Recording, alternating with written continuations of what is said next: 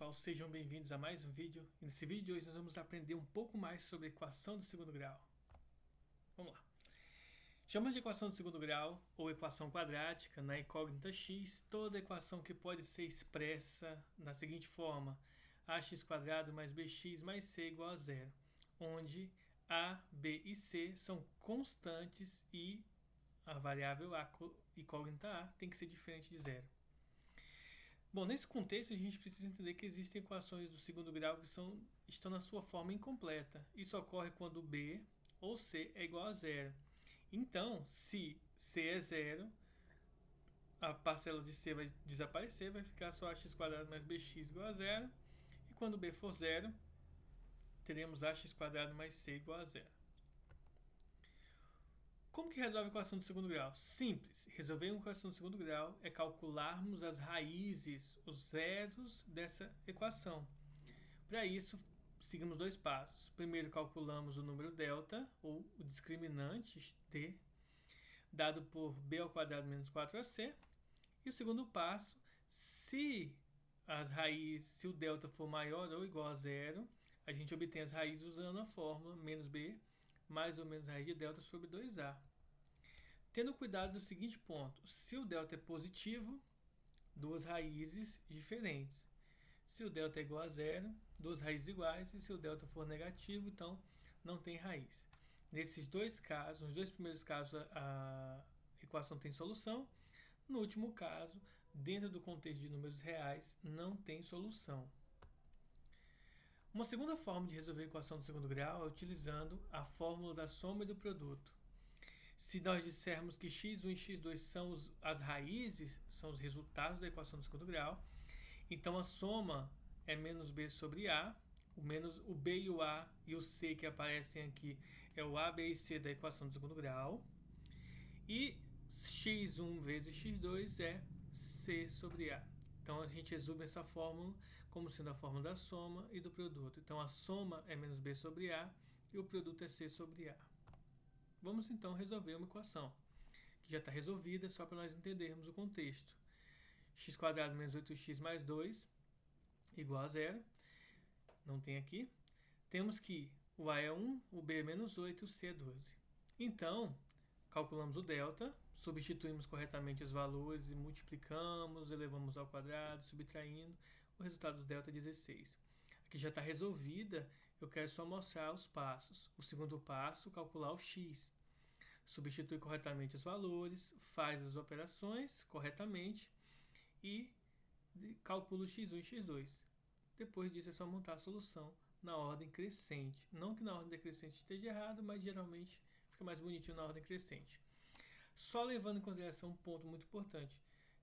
Quando for resolver, tem que ter bastante cuidado para não resolver errado, porque se você erra uma operação, erra a solução. O segundo exemplo é um exemplo em que nós temos x² mais 9 igual a 4x. Esse tipo de formato aqui não está na forma padrão.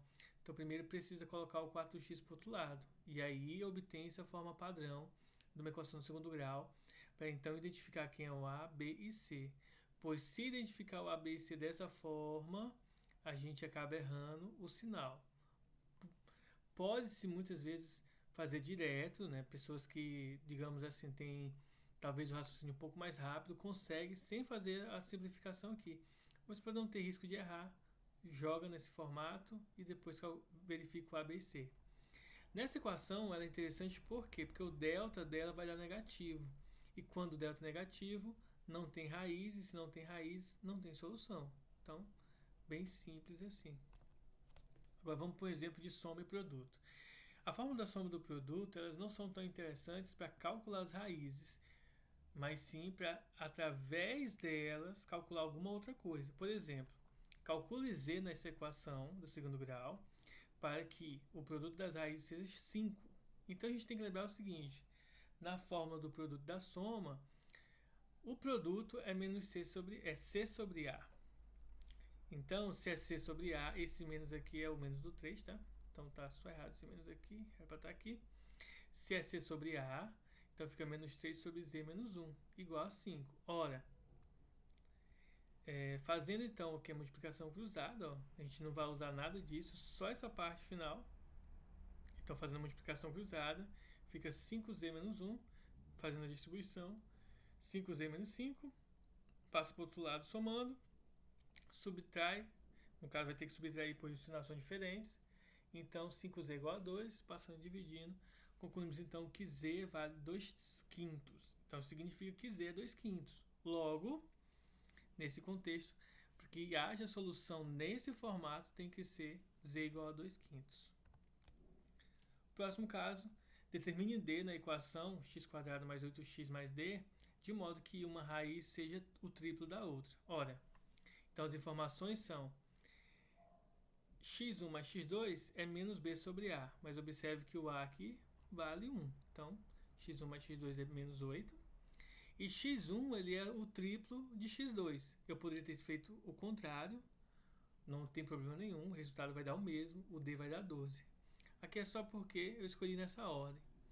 Então, ó, de acordo com a fórmula da soma, x1 mais x2 é menos 8. Só que x1 vale 3x2, ou seja, 3x2 mais x2 é igual a menos 8. Somando fica 4x2 igual a menos 8. Então passa a ser o 4 dividindo. Portanto, x2 é menos 2. Se o x2 é menos 2, então o x1 é o triplo, então menos 6. Ora, pela fórmula do produto, x1 vezes x2 é c sobre a. Como o a vale 1 e o c vale d, então x1 vezes x2 é d. E é só multiplicar as raízes. 6 vezes 2, 12. Mais com menos dá mais. Portanto, o d é 12. Bom, essa é a aula de hoje sobre equações. Até a próxima.